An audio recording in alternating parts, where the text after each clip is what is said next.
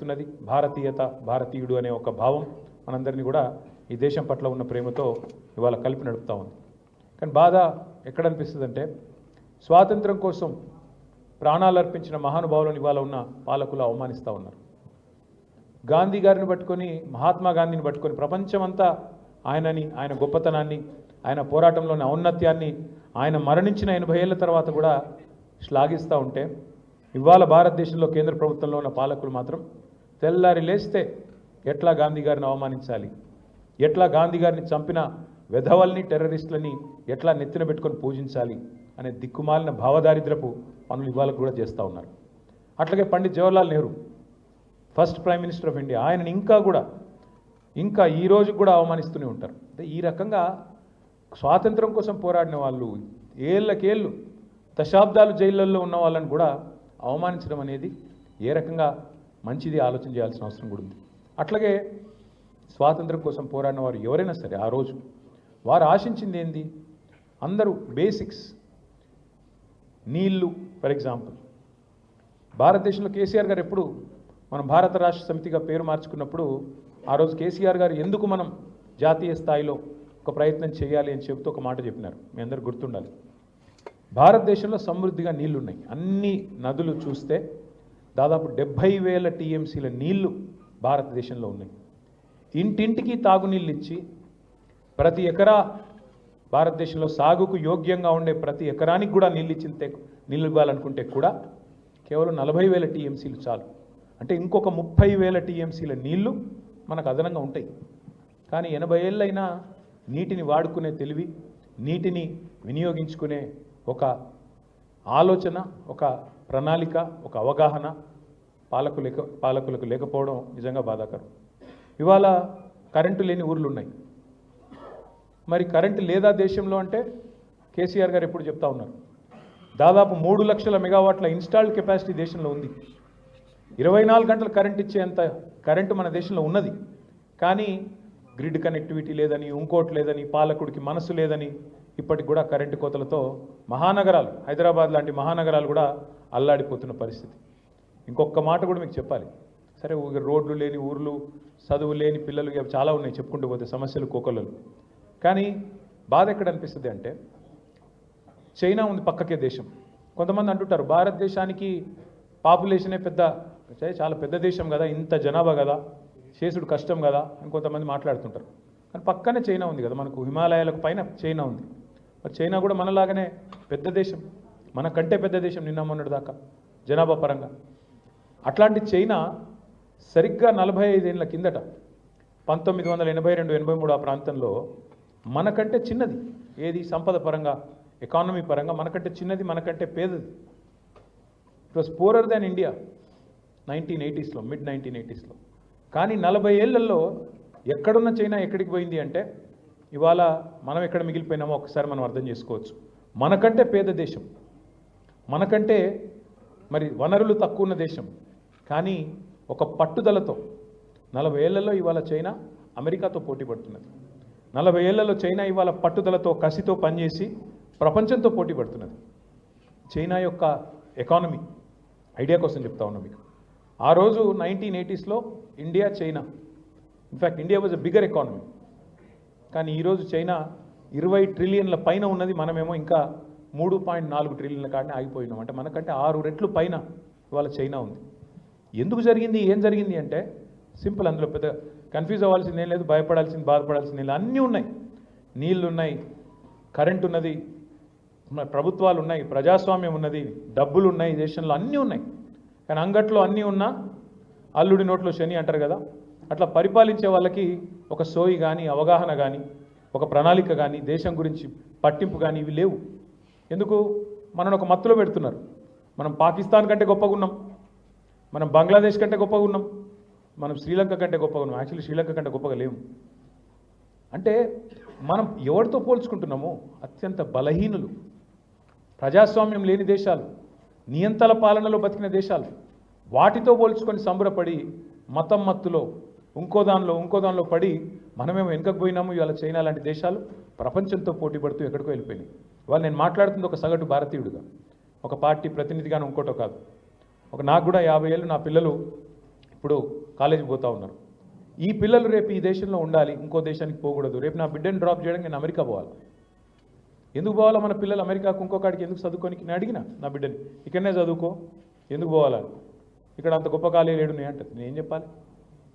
అక్కడ ఉన్నంత గొప్ప కాలేజీలు ఇక్కడ ఉన్నాయా? ఏం చెప్పాలి? లేవు. వాస్తవాలు మాట్లాడుకుంటే అంటే ఎవరైతే ఇవాళ భారతదేశంలో మేధస్సు ఉండి అవకాశాలు అందిపుచ్చుకోవాలనుకుంటున్నారో, కొంత వనరులు ఉంటే పోతున్నారు, దేశ విదేశాలకు పోతానే ఉన్నారు. ఆగుతున్నదా? 80 ఏళ్ళు అయింది. ఐఐటీలు పెట్టినా, ఐఐఎంలు పెట్టినా, ఎన్ని పెట్టినా ఇంకా పిల్లలు ఎక్కడెక్కడో సుదూర ప్రాంతాలకు పోతూ ఉన్నారు. బాధల్లో ఏంటంటే ఒక సగటు భారతీయుడిగా ఇవాళ మనం నిజంగా కూడా గుండె మీద చేసుకుని ఆలోచించుకోవాలి. ఇన్ని ఉన్న ఈ దేశంలో ఏం లోపించింది? నాయకత్వం లోపించింది. మతం పేరు మీద, కులం పేరు మీద పనికిమాలిన రాజకీయాలు, ఒక్కటంటే ఒకటి పనికొచ్చే రాజకీయం కాదు. పనికిమాలిన మాటలు, పనికిమాలిన రాజకీయాలు. ఎవరే బట్టలు వేసుకోవాలి, ఎవరేం తినాలి, ఏ దేవునికి మొక్కాలి, ఏ దేవుడు చెప్పిండు కొట్లాడుకోమని ఆయన పేరు మీద? మా దేవుడు గొప్పనా, మీ దేవుడు గొప్పనా? ఇంకా 80 ఏళ్ళ తర్వాత కూడానా? నీళ్లు లేవురా నాయన, ఇల్లు లేవురా నాయన అని పేదవాళ్ళు ఏడుస్తుంటే, కరెంటు లేదురా అయ్యా అని చెప్పి మొత్తుకుంటుంటే గవే వద్దు. కులం పేరు మీద, మతం పేరు మీద పంచాయతీ పెట్టుకోవాలి, కొట్టుకోవాలి, తెల్లారులేస్తే గుద్దుకోవాలి, అందులోకి చలిమంటలు కొంతమంది కాసుకోవాలి, కేంద్రంలో కూర్చోవాలి, రాష్ట్రంలో కూర్చోవాలి. దౌర్భాగ్యం ఏంటంటే భారతదేశానికి స్వాతంత్రం వచ్చే ముందు ఇప్పుడున్న కేంద్రంలో ఉన్న పార్టీకి ఏ పాత్ర లేదు భారతదేశ స్వాతంత్రంలో. ఇవాళ వాళ్ళు కేంద్రంలో మనకు దేశభక్తి పాఠాలు చెప్తారు. ఇక రాష్ట్రంలో అయితే మీకు తెలుసు నాకంటే బాగా, తెలంగాణ ఉద్యమంలో మనకు వ్యతిరేకంగా పనిచేసిన ఒక విధవ ఇవాళ వాడు ముఖ్యమంత్రి. బాధ అనిపిస్తుంది. That is the situation in the country today. ఏం ప్రేమ ఉంటుంది ఆయనకి తెలంగాణ మీద? ఉంటుందా? జై తెలంగాణ అనడానికి ఆయనకి చేయి వస్తలేదు, నోరు వస్తలేదు. ఆయనకి ప్రేమ ఉంటుందా తెలంగాణ మీద? గట్లాంటి వాళ్ళు ఇవాళ ప్రభుత్వ అధినేతలు అవుతున్నారు. ఎందుకు? ఎందుకంటే రాజకీయ నాయకుల్లో ఉండే ఒక భావదారిద్ర్యం ఒకవైపు, ప్రజల్లో ఉండే ఎకనామిక్ బ్యాంక్రప్సీ ఇంకోవైపు. ఈజీగా ఇప్పుడు 10 ఏళ్ళు కేసీఆర్ గారి పరిపాలనలు ఇవాళ బాధపడుతూ ఉన్నారు అందరూ. అయ్యో కేసీఆర్ గారు లేకపోయి ఎక్కడ పోయినా మాట్లాడుతున్నారు. కేసీఆర్ ఉంటే 24 గంటల కరెంట్ ఉంటుండే, కేసీఆర్ ఉంటే నీళ్లు మంచిగా అందుతుండే, కేసీఆర్ ఉంటే రైతు బంధు పడుతుండే. కరెక్టే కానీ మరి ఓటేసే ముందు ఆలోచించాలి కదా. ప్రజాస్వామ్యంలో అది మర్చిపోతే ఎట్లా? మంచి వాళ్ళని వదులుకొని దేశమంతా వదిలించుకున్న దరిద్రాన్ని నెత్తిన పెట్టుకొని సమస్యలన్నీ మరి అట్లాగే ఉన్నాయి లేదా ఇంకా పెరుగుతున్నాయి అంటే బాధ అనిపిస్తున్నది. ఇప్పుడు నిన్న మా ఆడబిడ్డలందరూ పోయి అంబేద్కర్ దగ్గర ధర్నా చేసిండ్రు. ఎందుకు? తులం బంగారం ఇస్తా అన్నవాడు నన్ను గెలిపించండి, కేసీఆర్ గారు ₹1,00,000 ఇస్తున్నారు కళ్యాణ లక్ష్మి షాదీ ముబారక్ పేరు మీద పేద ఆడబిడ్డలకు, నేను తులం బంగారం ఇస్తా అన్నాడు. మీదికెళ్ళి 1,00,000 మాత్రమే కాదు, మీదికెళ్ళి తులం బంగారం అని చెప్పినోడు ఇలా ఉన్నదే కూడా కొట్టిండు.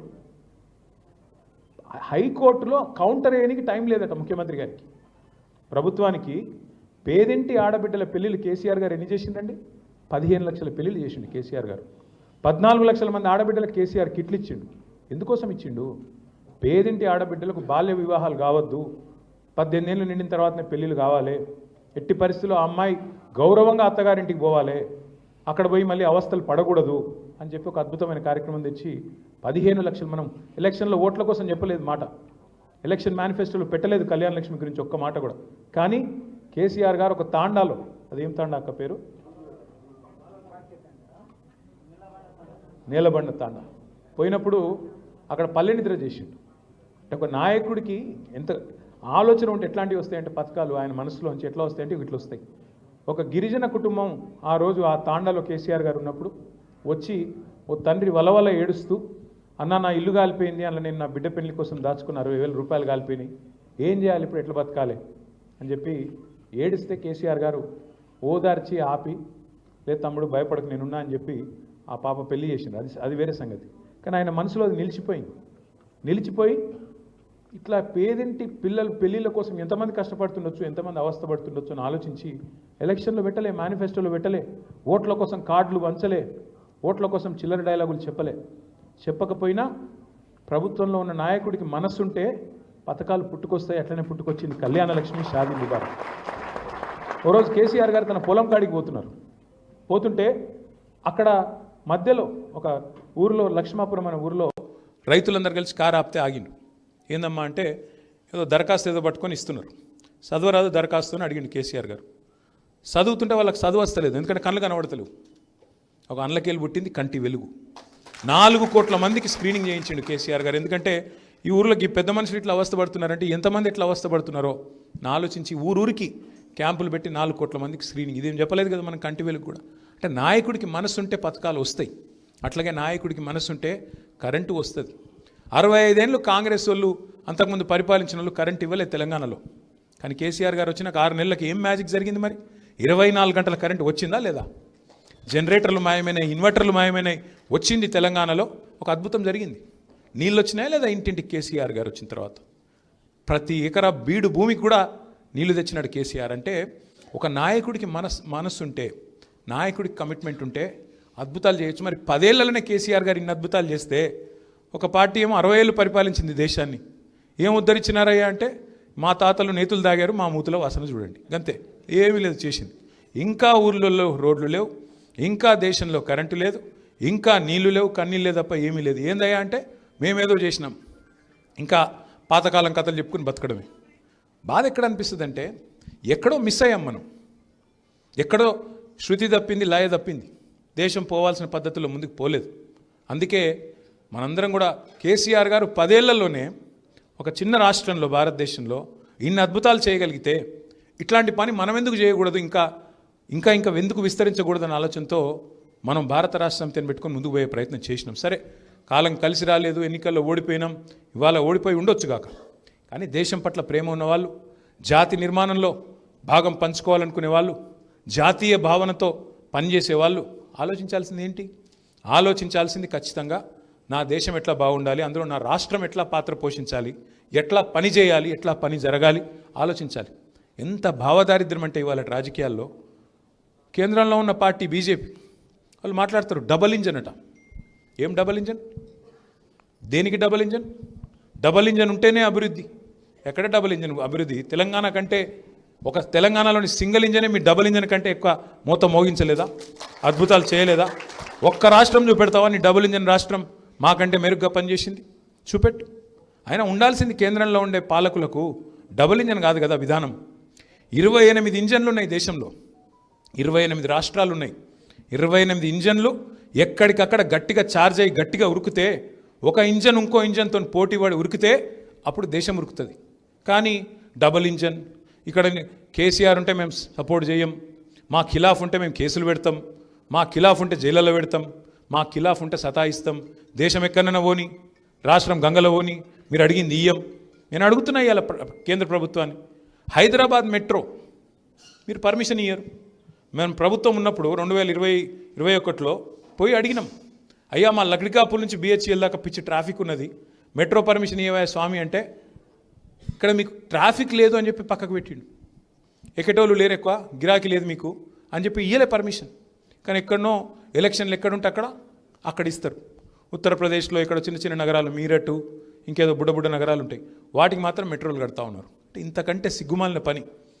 అందరూ బాగుండాలని కోరుకోవాలి, కానీ సబ్కా సాత్ సబ్కా వికాస్ అంటాడు. ఏది సబ్కా సాత్ సబ్కా వికాస్? ఏది నీ పరిపాలన లేని, నీతో అలైన్ కానీ రాష్ట్రాలను వెన్నుపోటు పడవడమే సబ్కా సాత్ సబ్కా వికాసా? ఇదేనా రాజకీయం ఈ దేశంలో ఉండాల్సింది? 80 ఏళ్ల తర్వాత జాతీయ భావన, జాతిని మేమే పొడుస్తున్నాం, ఏదో చేస్తున్నాం అని చెప్పుకునే వాళ్ళు చేయాల్సిన పని ఇది. బాధ ఎక్కడ అనిపిస్తుంది అంటే, ఒక సగటు భారతీయుడిగా శ్రీలంకకు పోయినా, మలేషియాకు పోయినా, మనకంటే బుడ్డ దేశాలు, చిన్న దేశాలు, మన తర్వాత ఎప్పుడో స్వాతంత్రం వచ్చిన దేశాలు ఎక్కడో వెళ్ళిపోయినాయి ముంగటికి.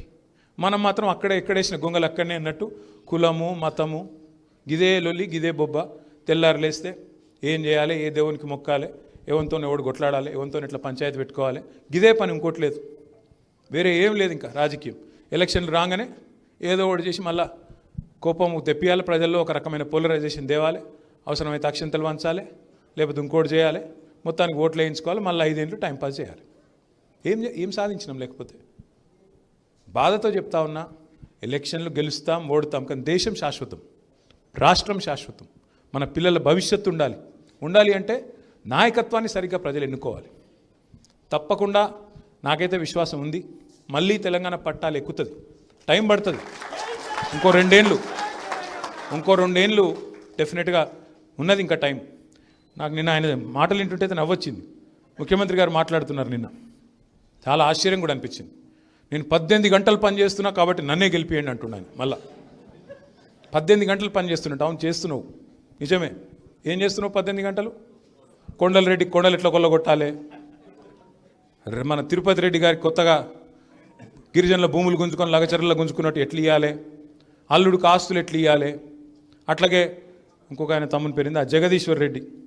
అంటే మొత్తాన్ని నీ కుటుంబాన్ని అదాని కుటుంబం కంటే పెద్దది ఎట్లా చేయాలి, గదే ఎజెండాలో పనిచేస్తున్నావు. నువ్వేం చేస్తున్నావు? లేకపోతే ఉన్న స్కీమ్లు ఊడగొట్టి కళ్యాణ లక్ష్మి ఊడగొట్టిండు.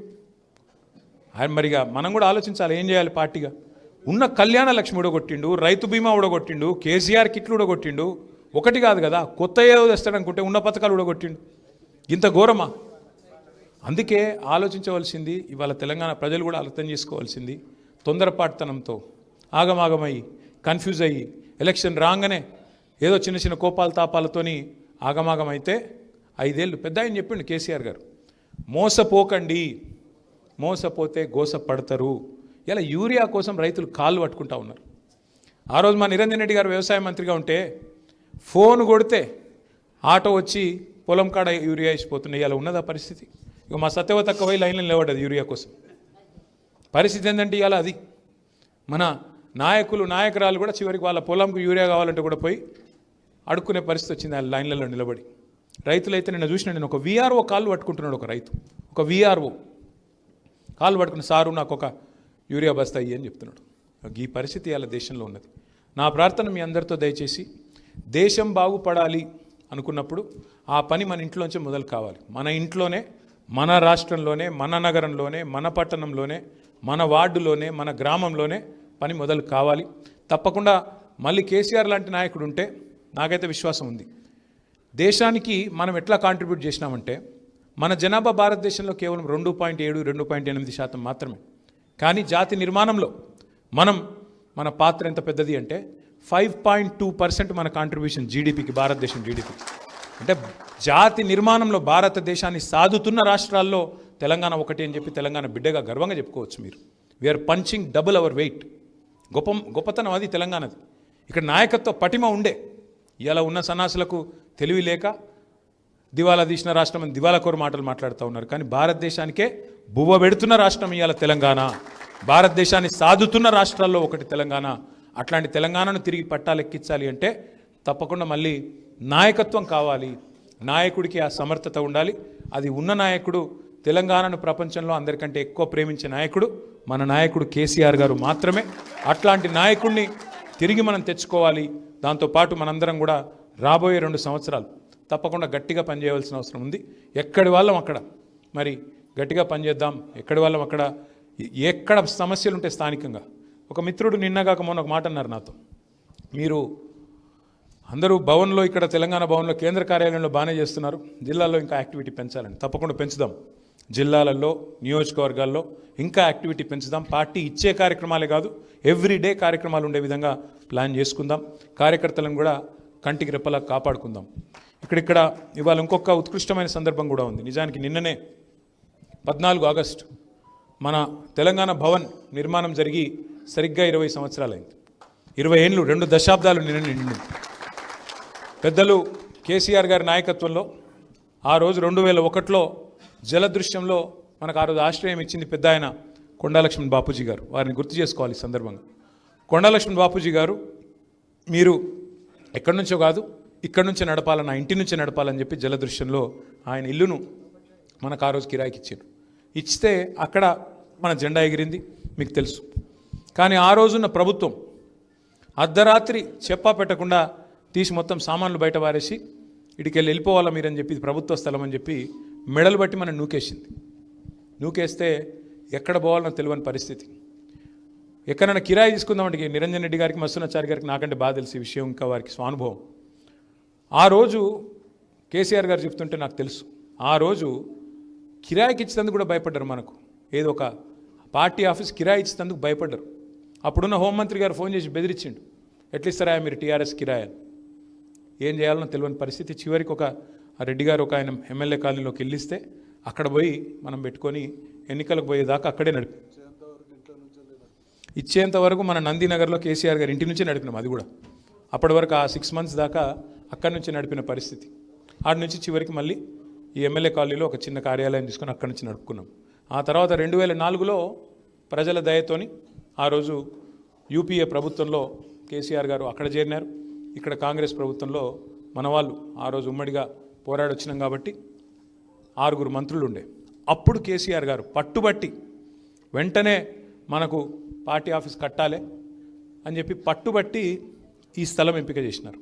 నాకు బాగా గుర్తుంది, నేను ఢిల్లీలో ఉన్నప్పుడు ఎట్లా ఉండాలి డిజైన్ అని చెప్పి దీని మీద చర్చోపచర్చలు జరుగుతున్నాయి. మరి ఇలా ఆర్కిటెక్ట్ గారు వచ్చినట్లేరు. నరసింహారావు గారిని ఒక ఆర్కిటెక్ట్ నేనే తీసుకొచ్చిన, మా ఫ్రెండ్ వాళ్ళ కన్స్ట్రక్షన్ కంపెనీకి ఆర్కిటెక్ట్ ఆయన. ఆ నరసింహారావు గారిని పట్టుకొస్తే సార్కి ఆయన ఒక 4-5 డిజైన్లు చూపెట్టినాడు. సార్కి ఏం నచ్చలేదు. ఇట్లా కాదా ఇట్లా కాదా ఇట్లా కాదా అంటున్నారు. ఏమున్న సార్ మనసులో అర్థం కాలేదు. నేను అనుకోకుండా అప్పుడే కలకత్తా పోయినా. కలకత్తా పోతే అక్కడ ఒక అద్భుతమైన బిల్డింగ్ ఉంటుంది, విక్టోరియా మెమోరియల్ అని ఒక బిల్డింగ్ ఉంటుంది కలకత్తాలో. ఆ విక్టోరియా మెమోరియల్ కొన్ని ఫొటోస్ తీసుకున్నాను నేను. తీసుకొని నచ్చుతుందేమో దబ్బన చూద్దామని చెప్పి, చాలా బాగుంటుంది అపురూపంగా, ఎప్పుడో బ్రిటిష్ వాళ్ళు కట్టిన బిల్డింగ్ అది. ఆ విక్టోరియా మెమోరియల్ బిల్డింగ్ తీసుకొచ్చి సార్కి చూపెట్టిన. ఎట్లున్నది సార్ అంటే, సార్ అన్నారు బాగానే ఉంది కానీ ఇందులో అంతా ఇంగ్లీష్ వాసన ఎక్కువ ఉంది, బ్రిటిష్ వాళ్ళ వాసన ఎక్కువ ఉంది, అట్లా కాదు, మన దగ్గర మన స్టైల్లో, మన డెక్కనీ స్టైల్లో కట్టాలి, దీన్ని బేస్ చేసుకోండి అని చెప్పి ఆర్కిటెక్ట్కి దీన్ని బేస్ చేసుకొని దీనికి ఇట్లా చేస్తే బాగుంటుంది. మన హైదరాబాద్ స్టైల్లో ఇప్పుడు మన కులీ కుతుబ్షాహీ టూమ్స్ చూసినా, లేకపోతే మన చార్మినార్ చూసినా, లేకపోతే మన పాత స్టైల్లో ఆ స్టైల్లో కొంత దీనికి ఆ టచ్ ఉండాలి అని చెప్పి స్పెసిఫిక్గా చెప్పి ఈరోజు చూస్తున్న మీరు ఈ భవన డిజైన్ కూడా సారు దాదాపు ఒక 4-5 రోజులు దీని మీద శ్రమించి ఫైనల్గా డిజైన్ చేసినారు. చేసిన తర్వాత నాకు నిజంగానే తెలియక అడిగినాను సార్ను, సార్ ఇప్పుడు దేశంలో ఏ పార్టీకి ఇంత పెద్ద భవనం లేదు, ఎందుకు సార్ మనకి ఇంత పెద్దది? మనం అందులో అప్పుడు ఉప ప్రాంతీయ పార్టీ అందరూ మనం, ఎందుకంటే ఆంధ్రప్రదేశ్లో ఒక చిన్న ప్రాంతానికి పరిమితమైన పార్టీ, మీరు ఉప ప్రాంతీయ పార్టీ అందరూ.